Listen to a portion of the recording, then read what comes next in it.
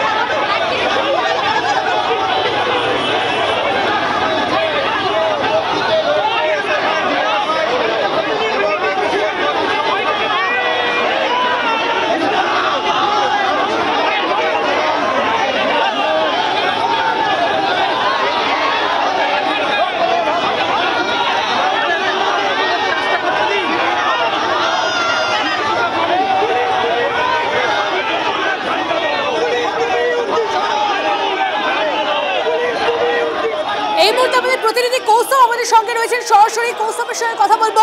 কৌস্তব, এই মুহূর্তে যে বিষয়টা তোমার থেকে জানতে চাইবো, ঠিক কি ঘটলো, এরকম পরিস্থিতি হঠাৎ করে হলো কেন? এখন নিখিলবঙ্গ শিক্ষা সমিতির ডাকে আজ করুণাময়ী বাসস্ট্যান্ড থেকে এসএসসি দপ্তর অভিযানের ডাক দেওয়া হয়েছিল এবং তাতে কিন্তু বাম ছাত্র যুব সংগঠনে যে সমস্ত নেতা কর্মীরা রয়েছেন তারাও কিন্তু আসেন এদিনকে। এবং এই মিছিল যখন ঠিক এসএসসি দপ্তরের সামনে আসে তখন কিন্তু তাদের মিছিলকে আটকানো হয় এবং তারপরেই কিন্তু বাম ছাত্র যুব সংগঠন এবং নিখিলবঙ্গ শিক্ষা সমিতির যে সমস্ত শিক্ষকরা রয়েছেন এবং সংগঠনের আরও যে সমস্ত কর্মীরা রয়েছেন তারা এখানে প্রতিবাদ করেন এবং তারা এখানে অবস্থান বিক্ষোভে বসেন। এই মুহূর্তে ঠিক বিপ্লব মোড় থেকে করুণাময়ী যাওয়ার যে রাস্তা, সেই রাস্তা কিন্তু সম্পূর্ণ বন্ধ রয়েছে এবং এখানে পুলিশ কিন্তু তাদেরকে আটকানো হয়। এই মুহূর্তে ডিওয়াইএফআই এর অন্যতম সংগঠনের অন্যতম নেতা কলতান দাশগুপ্তর সঙ্গে আমি একবার জিজ্ঞাসা করে নেব যে আপনারা যখন এখানে আসলেন তখন আপনাদের মিছিলকে আটকানো হলো এবং আপনারা আজকে ঘোষিত কর্মসূচি ছিল। আরে অপ্রয়োজনীয়ভাবে মিছিল আটকানো হয়েছে। আমরা আগে থেকে ঘোষণা করে এসেছিলাম যে এটা একটা ডেপুটেশন দেওয়া হবে, এখানে অবস্থান বিক্ষোভ হবে, ইত্যাদি ইত্যাদি হবে। কেন পুলিশ অতি সক্রিয় হতে যায় আমাদের প্রোগ্রামে সেটা আমরা বুঝতে পারি। আমরা যে কথাগুলো বলি সেটা আসলে কারুর গায়ে জ্বালা লাগে বলে তারা এই ধরনের কাজ করে। পুলিশের আগে চাকরি প্রার্থীদের হাত কামড়ে দিয়েছিল, পুলিশের আগে প্রেস ক্লাবে ভোর 4টের সময় চাকরি প্রার্থীদের মেলে তুলে দিয়েছিল, কিছুদিন আগে লাথি মেরেছে। এই অতি সক্রিয়তা দেখানোর প্রয়োজন ছিল। যেখানে কিছু খারাপ লোক সমাজবিরোধীরা ঝামেলা ঝঞ্ঝাট করছে সেখানে পুলিশ নিষ্ক্রিয়, উস্কানি দিচ্ছে ঝামেলা ঝঞ্ঝাটে, আর এখানে পুলিশ অতি সক্রিয় হয়ে থাকছে। পুলিশকে বলবো যে অবিলম্বে তাদের এই কাজের ধারা বদলাতে হবে। যারা এখানে যোগ্য লোকজন এসছেন তাদের ওপর লাঠিচার্জ ইত্যাদি করে যোগ্য মানুষের কথার স্বর আটকানো যাবে না। আপনারা আজকে যে মূল যে দাবিটা ছিল সেটা হচ্ছে নিয়োগ দুর্নীতির বিরুদ্ধে গর্জে ওঠা এবং ওএমআর শিট প্রকাশের দাবিটা আপনারা তুলেছেন, কিন্তু আজকে যে সুপ্রিম কোর্ট রায় দিয়েছে তাতে সাময়িক স্বস্তি মিলেছে। এতে চিরকালীন চিরন্তন সুরাহা কবে মিলবে? সাময়িক স্বস্তিটা যাতে 60 বছর পর্যন্ত যতদিন চাকরি থাকবে ততদিনের স্বস্তিতে থাকে, তার জন্যই তো আমরা এখানে লড়াই করতে এসেছি। সুপ্রিম কোর্ট বলেছে 9, 10 বা 11, 12 ইত্যাদি। তাহলে বাকি যারা রয়েছেন গ্রুপ সি, গ্রুপ ডি ইত্যাদি, যাদের চাকরি চলে গেল তার মধ্যে কিছু যোগ্য আছে, তাদের চাকরি বাঁচানোর কি হবে? পাড়ায় পাড়ায় তৃণমূলের নেতারা যে টেবিল চেয়ার পেতে বসেছিলেন, যেখান থেকে টাকা তোলার জন্য এত অযোগ্য লোকের চাকরি হলো, 16 সালের ক্যাবিনেট যাতে সিলমোহর দিল, সেই ক্যাবিনেটে কারা ছিলেন, কে কোথায় কি দুর্নীতি করেছেন, গোটাটা আমরা বার করতে চাই, কোর্টের সামনে হাজির করতে চাই, জনগণের আদালতে হাজির করতে চাই।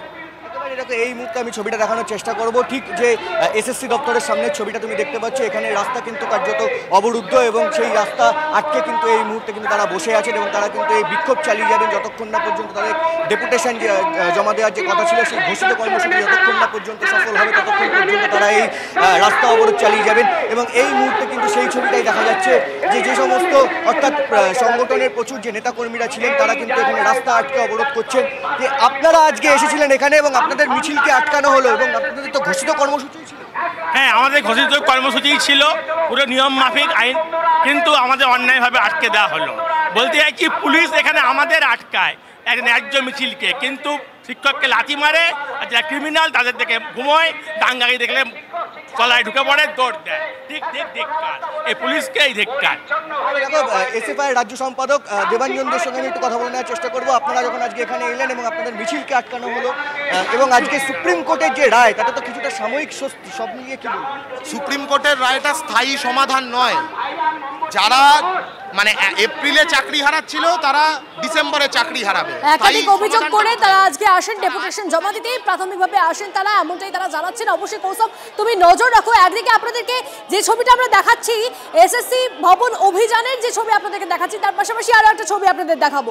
মুর্শিদাবাদের ঘর ছাড়াদের নিয়ে রাজভবনে সুকান্ত মজুমদার। গতকাল ঘর ছাড়াদের নিয়ে রাজ্য পুলিশের ডিজির সঙ্গে সাক্ষাৎ করেন সুকান্ত। এই মুহূর্তে সেই ছবিটাও দেখাচ্ছি আপনাদেরকে, দুটো ছবি একসঙ্গে দেখছেন আপনারা।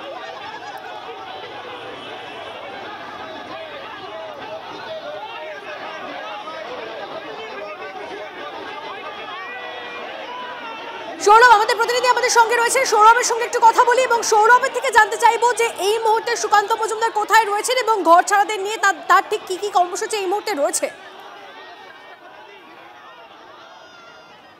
দেখো, এই মুহূর্তে রাজ্যপাল সিভি আনন্দ বোস তিনি ঘরছাড়াদের সঙ্গে কথা বলছেন এবং তিনি একান্তে কথা বলছেন। একটু আগে পর্যন্ত আমরা সংবাদ মাধ্যম সেখানে উপস্থিত ছিল, সংবাদ মাধ্যমের সামনে সেখানে সুকান্ত মজুমদার বিজেপি নেতা তথা কেন্দ্রীয় প্রতিমন্ত্রী তিনি রাজ্যপাল সিভি আনন্দ বোসকে এই ঘরছাড়ারা কি চাইছেন সেটা বুঝিয়ে দেন। তাদের যে অন্যতম যে দাবি ছিল যে ঘরগুলো তাদেরকে নষ্ট হয়ে গেছে, পুড়ে গিয়েছে, সেই ঘরগুলো সেই ঘর দোকানপাট করে দিতে হবে।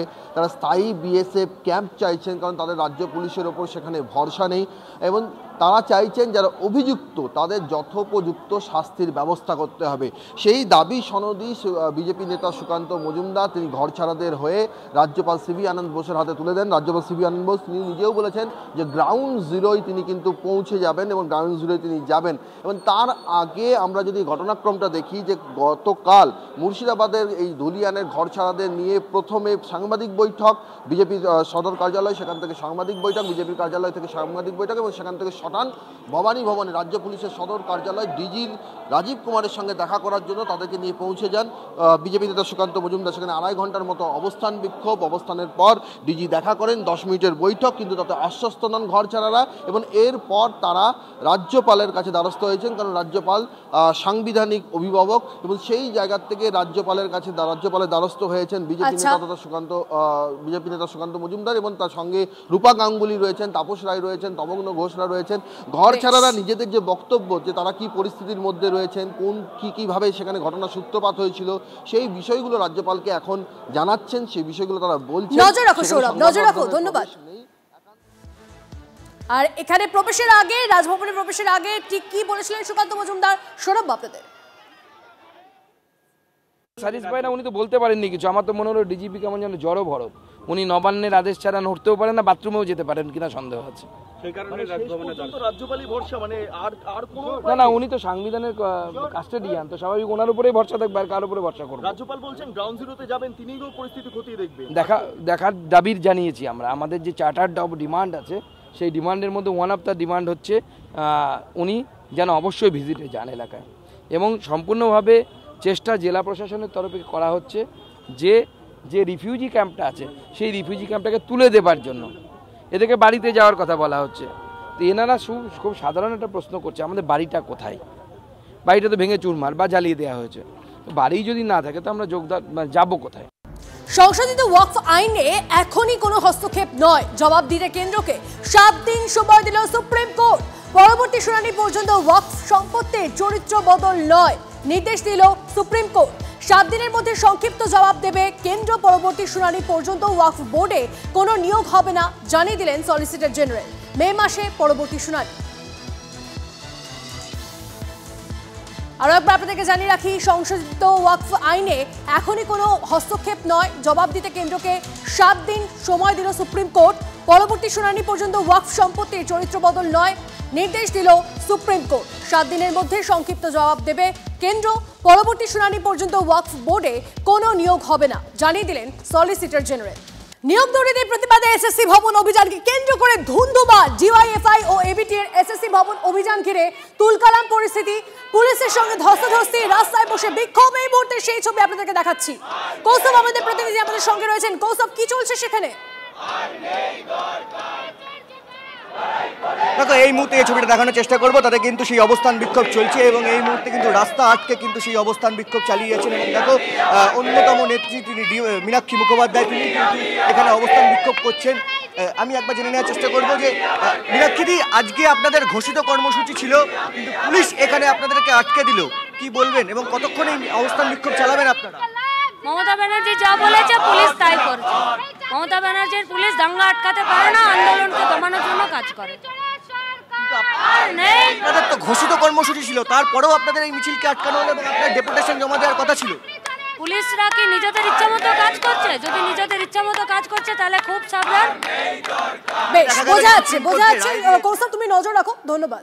এবিভিপির জেলা শাসক অফিস অভিযান ঘিরে কোচবিহার তুলকালামে এই মুহূর্তে যে ছবি আপনাদেরকে দেখাচ্ছি, এবিভিপির জেলা শাসক অফিস অভিযান, আর সেই অফিস অভিযান ঘিরে কোচবিহারের তুলকালাম পরিস্থিতি। টিভি9 বাংলা এক্সক্লুসিভলি সেই ছবি দেখছেন। শিক্ষা দুর্নীতির প্রতিবাদে এবিভিপির বিক্ষোভ, পুলিশের সঙ্গে এবিভিপির সদস্যদের ধস্তাধস্তি। কোচবিহারে আপনাদের ছবি দেখাচ্ছি, সেখানে তুলকালাম পরিস্থিতি।